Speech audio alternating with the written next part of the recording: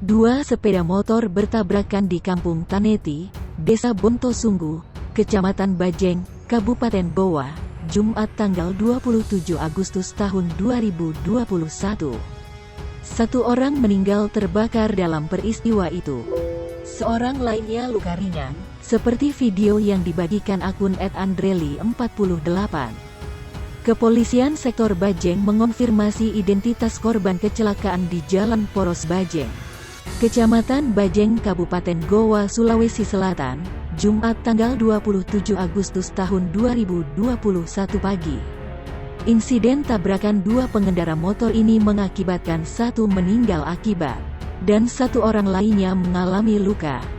Korban meninggal dunia akibat motor kedua terbakar saat tabrakan. Kapolsek Bajeng AKP Al-Habsi menyebut korban yang meninggal dunia atas nama Hamuh Rusdi Daeng Gasing Ahun.